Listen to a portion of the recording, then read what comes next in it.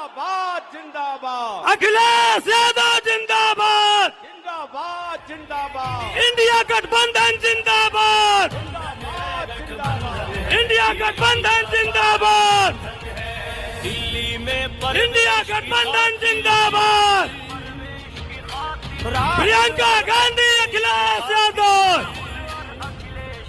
राहुल गांधी अखिलेश यादव, है तो अखिलेश यादव प्रियंका गांधी, देश की खातिर प्रियंका गांधी जिंदाबाद, अखिलेश यादव जिंदाबाद। साथियों, हम सबके बीच में हमारे किसानों की दिल नशीन नेता, हर दिल अजीज नेता, हम सबकी प्रेरणा श्रीमती प्रियंका गांधी जी और हमारे आदरणीय नेता अखिलेश यादव जी पधार चुके हैं गोरखपुर की ऐतिहासिक धरती पर। हम गोरखपुर के आप सभी की तरफ से आपका हार्दिक स्वागत है, अभिनंदन करते हैं। आप लोग हाथ उठा करके एक बार हमारे दोनों नेताओं का इस्तकबाल करिए। प्रियंका गांधी अखिलेश यादव। नौजवान साथियों, साउंड वाले बंद करिए, इसको आवाज है साउंड, गाना प्लीज बंद कर दीजिए। मंच की व्यवस्था को बनाए रखे। आप लोगों से अपील है, माइक की आवाज को ठीक करिए, माइक बहुत दब के चल रहा है। नौजवान साथियों, आज हम लोगों के बीच में जिसका बेसब्री से इंतजार था, हम सबके महबूब नेता आदरणीय, मंच की अव्यवस्था गड़बड़ा जाएगी, भीड़ बहुत ज्यादा हो गई है सर, कुर्सी एक भी खाली नहीं है, प्लीज एक भी कुर्सी खाली नहीं, इसका ध्यान रखिए आप लोग।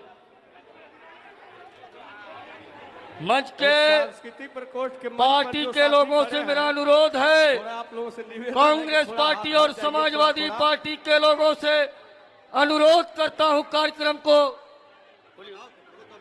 कांग्रेस पार्टी के लोगों से और समाजवादी पार्टी के लोगों से अनुरोध करता हूं कि कांग्रेस पार्टी कार्यक्रम को चलने दें। नौजवान साथियों, आप लोग व्यवस्था बनाए रखें। अब हम सबके महबूब नेता, हम चाहते हैं पार्टी के जिलाध्यक्ष आदरणीय ब्रजेश कुमार गौतम जी हमें अपनी बात को रखे। आदरणीय ब्रजेश कुमार गौतम जी। बहुत बहुत धन्यवाद संचालक महोदय। गोरखपुर के इस सरजमी पर समाजवादी पार्टी के राष्ट्रीय अध्यक्ष, पूर्व मुख्यमंत्री, जननेता माननीय श्री अखिलेश यादव जी और मंच पर विराजमान कांग्रेस पार्टी के राष्ट्रीय महासचिव आदरणीय बहन प्रियंका गांधी जी का इस गोरखपुर की सरजमी पर बहुत बहुत स्वागत, अभिनंदन करते हैं।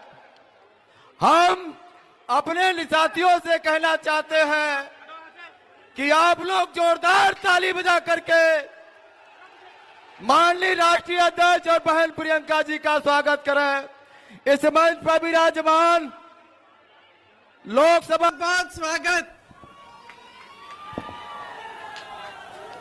रउआ सभे के राम राम। ये महात्मा बुद्ध, संत कबीर, गुरु मच्छेंद्र नाथ जी, गुरु गोरखनाथ जी की धरती है। यहाँ आकर मुझे बहुत बहुत गर्व महसूस हो रहा है। ये धरती एक पवित्र धरती है। हमेशा यहाँ से प्रेम, न्याय, सद्भाव का संदेश पूरे देश भर में गया है। यही संदेश हमारे संविधान की नींव है। यही हमारे समाज, हमारी संस्कृति का आधार है और यही हमारे देश की लोकतंत्र की नींव है। ये संदेश यहाँ से आपने सदियों से, हजारों वर्षों से पूरे देश भर में भेजा है। लेकिन आज बहनों और भाइयों, क्या हालात हैं देश के, कैसी राजनीति चल रही है? प्रेम और सद्भावना की राजनीति है? नहीं, ये आपके लिए सरकारें चल रही हैं क्या, प्रदेश की और केंद्र की? किसके लिए चल रही हैं?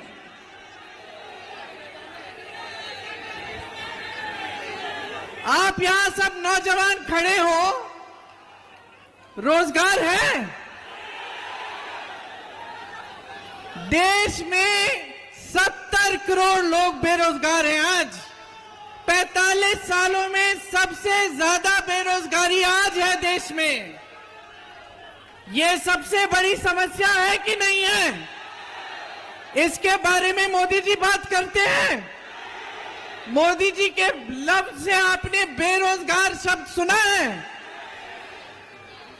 तो क्या समय आ गया है कि प्रधानमंत्री मोदी जी को हम बताएं कि बेरोजगारी क्या होती है? समय आ गया है। आपकी दूसरी सबसे बड़ी समस्या क्या है? महंगाई। महंगाई है। आज गैस सिलेंडर कितने में मिल रहा है आपको? आज आप दुकान जाते हैं कुछ खरीदने के लिए तो खाली हाथ वापस आते हैं कि नहीं? चारों तरफ से संकट ही संकट है, संघर्ष ही संघर्ष है। फिर भी आपने मोदी जी के मुंह से ये शब्द सुना है, महंगाई। 3 महीनों से प्रचार कर रहे हैं, ये शब्द उनके मुंह से नहीं निकला। सही है कि नहीं? ये मोदी जी एक गरीब विरोधी, किसान विरोधी सरकार चला रहे हैं। किसानों के कितने संकट हैं आज। हर चीज को महंगा कर दिया है। खेती से कमाई नहीं हो रही है। कर्ज लेता है किसान, कर्ज में डूब जाता है, आत्महत्या करता है। लेकिन जब कर्ज माफी की बात होती है तो मोदी जी से आप सुनते हैं ये शब्द, कर्ज माफी की बातें सुनते हैं। मोदी जी के मुंह से ये शब्द भी नहीं निकलते। तो क्या निकल रहा है आजकल मोदी जी की जबान से? आज आपने मोदी जी का भाषण सुना, बिहार में भाषण दिए हैं और ऐसे ऐसे शब्द का इस्तेमाल किया है जो देश के इतिहास में किसी देश के प्रधानमंत्री ने नहीं किया होगा। यहां पे बाबा गोरखनाथ जी ने क्या कहा था? मन में रहीना भेद न कहीना, बोलिबा अमृत वाणी, अगिला अगली हाँ होइबे, हे अवधू तो अपना होएवा पानी। ये कहा था ना बाबा गोरखनाथ जी ने कहा था। और आज हमारे देश के प्रधानमंत्री क्या कर रहे हैं?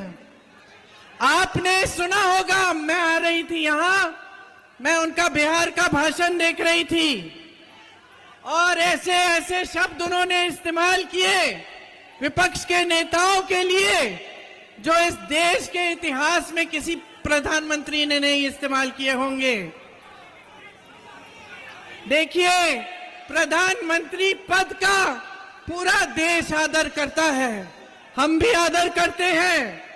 आपकी आस्था, आपकी आशाएं मोदी जी से एक समय में जुड़ी हुई थी। क्या मोदी जी की जिम्मेदारी नहीं बनती कि वो पद की गरिमा रखे, पद की मर्यादा रखे? आज जिस जिस तरह से वो बोल रहे हैं, अफसोस की बात यह है बहनों और भाइयों कि इनकी असलियत दिखाई देने लगी है। और मैं मोदी जी को कहना चाहती हूं कि मोदी जी, आप देश के प्रधानमंत्री हैं, इतनी भी अपनी असलियत मत दिखाइए। आपने देश को कहा है कि देश आपका परिवार है, परिवार समान है।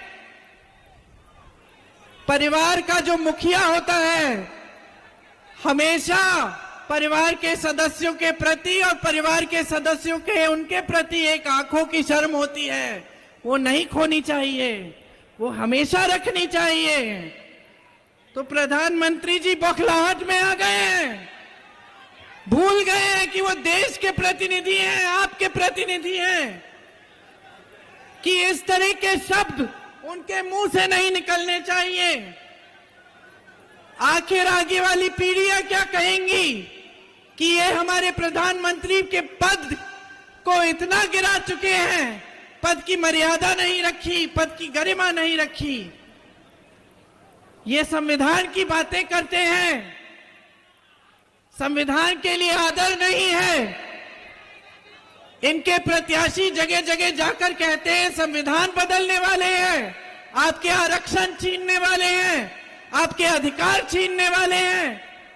आज देश की परिस्थितियां ये बन चुकी हैं कि देश में गरीब, किसान, मजदूर, महिला सब परेशान हैं, सबके सामने बड़े बड़े संकट हैं। यहां मेरे निषाद भाई परेशान हैं, इसलिए कांग्रेस पार्टी और इंडिया गठबंधन सिर्फ और सिर्फ आपके मुद्दों की बातें हम करते हैं। हम सिर्फ यही बातें करते हैं जिससे आपका मतलब है। हम चुनाव में प्रचार करने आते हैं तो हम बताते हैं कि हम बेरोजगारी को कम करने के लिए क्या करेंगे।